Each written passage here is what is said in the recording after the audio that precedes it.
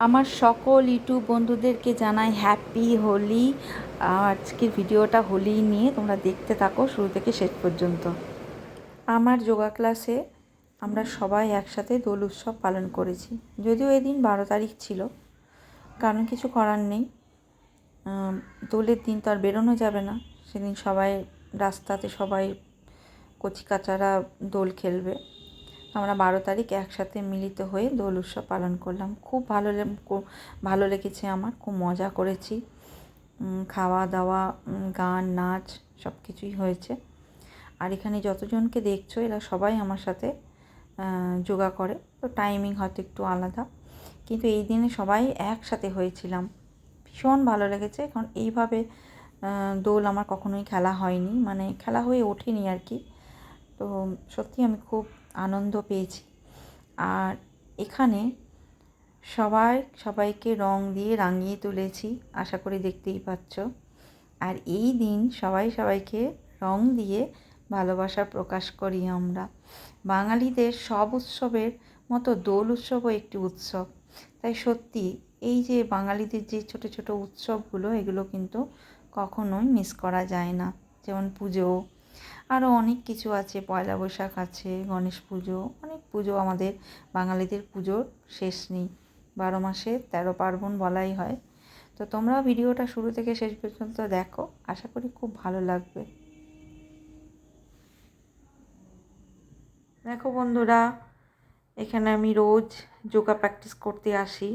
এখন ফাঁকা আছে, ওরা এখনও কেউ আসেনি, তাই আমি তোমাদেরকে ফাঁকা অবস্থায় রুমটা একবার দেখিয়ে দিলাম। কারণ এরপর তো সবাই একে একে চলে আসবে, সবাই একসাথে খাওয়া দাওয়া আনন্দ হই হুল্লোড়ি হবেই। কারণ এই দোল উৎসবের দিন একসাথে সবাই মিলে দোল খেলে সত্যি খুব মজা হয়। একা একা তো আর এসব উৎসব পালন করা যায় না, সবাইকে নিয়েই বেশ ভালো লাগে। যেহেতু আমাদের যোগা ম্যাডাম উদ্যোগ নিল যে সবাই মিলে আমরা এখানে এসে একসাথে দোল খেলবো। আর এই যে এসেছে সবাই, কিছু কিছু জন এখনও বাকি। আর এই যে ম্যাডাম আমাদের সামনেই দাঁড়িয়ে আছে, ওটাই আমাদের যোগা ম্যাডাম, রোজ যোগা আমাদেরকে শেখান।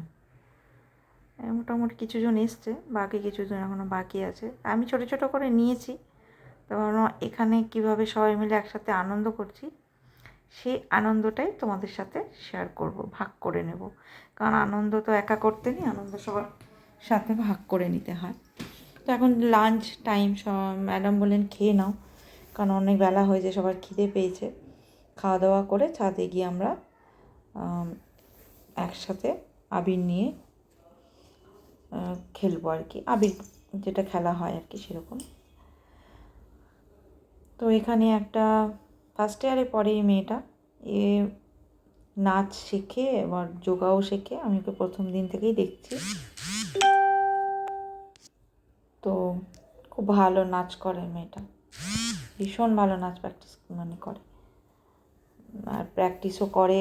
তারপর অনেক জায়গায় নাচেরও প্রোগ্রাম থাকে, কম্পিটিশান থাকে, সেগুলোও করে। আর যোগাও দুর্দান্ত করে। তাই গান তো বাজছিলই, বক্স ছিল, কিন্তু আমি গানটা ভয় রাখতে পারিনি, মিউট করে দিয়েছি। কারণ নাচের সাথে গান না বাজলে কি নাচটা দেখতে কারো ভালো লাগে? কিন্তু কি করবো বলো, তোমরা তো সবাই জানো যে এইভাবে এখানে ইউটিউবে কীভাবে কপিরাইট দিয়ে দেয়। আমি বছর 2 আগে একটা ভিডিও দিয়েছিলাম, সেখানে একটা গান দিয়েছিলাম, একটা বাংলা সিনেমার গান। তখন প্রায় 1.5 বছরের 2 বছরও হয়ে গেছিলো ভিডিওটা, আমাকে কোনো কপিরাইট দেয়নি। সেদিন হঠাৎ করে ভিডিওটা দেখতে গিয়ে দেখলাম কপিরাইট দিয়ে দিয়েছে। তো কী বলবো বলো, এরপর তো ভয় লাগেই। আর কোনো প্রোগ্রাম বলো, বিয়েবাড়ি বলো, একটু গান না থাকলে সেই সব ভিডিওগুলো দেখতে যেন কেমন বোকার মতন লাগে, ভালো লাগে বলো? তো যাই হোক, কী করবো, উপায় তো নেই আমাদের। তাই ও নাচটা পুরোটাই আমি নিয়েছি, আমার খুব ভালো লাগছিলো, সবাই খুব মন দিয়ে নাচ দেখছিল। খুব সুন্দর নাচও করে মেয়েটা, খুব ভালো লাগে। আর এখানে সবাই একসাথে বসে আছে। এরপর আমাদের ম্যাডাম নাচ করবেন।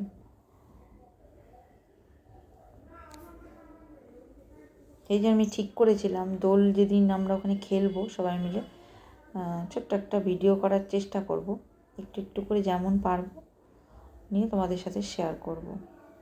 আর এই যোগা প্র্যাকটিস করার একটাই মানে আছে জানো তো, বডি মুভমেন্ট খুব ভালো থাকে, শরীর খুব ভালো থাকে, শরীরে যে ভারী ব্যাপারটা চলে যায়, মানে খুব ভালো। এই যোগাও করে আর নাচও করে, বডি ফিটনেসটা খুব ভালো হয়। আমি তো এই এক দেড় মাসও হয়নি এখনও, 1 মাস কয়েকদিন হয়েছে মাত্র, 1 সপ্তাহ, ওই 1 মাস 7 দিনের মতো। তো বেশ ভালো লাগছে আমার তো ওখানে যোগা ক্লাস যেতে খুব ভালো লাগে।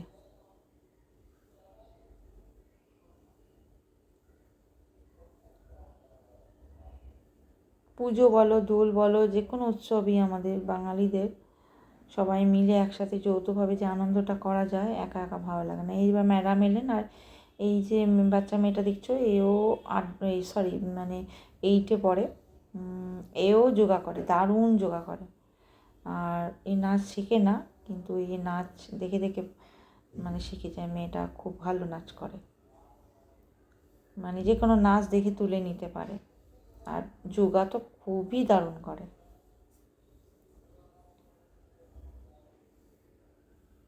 তো যে কোনো ধরো একসাথে সবাই মিলে যখনই দোল বলো, পুজো বলো, একটু নাচ গান না হলে কি ভালো লাগে? আর এইটা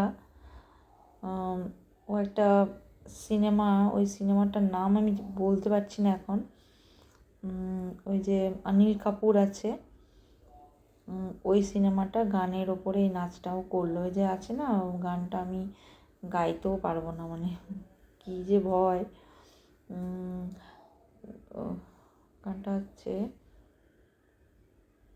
তেরি উংলি পকড় কে চলা মমতা কে আঁচল কে চলা, ওই যে আছে না একটা গান, যাই হোক আমি অতটা মানে নেই, ওইটার ওপরে করছিল। তো খুব ভালো লাগছিল, সবাই খুব মনোযোগ দিয়ে দেখছিল আর কি,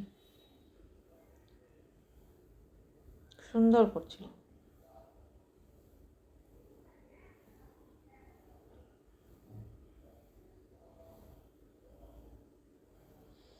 আর অনুষ্ঠান, যে কোনো অনুষ্ঠান মানে খাওয়া দাওয়া ছাড়া তো অনুষ্ঠান মানে অসম্পূর্ণ, যেটাকে বলে।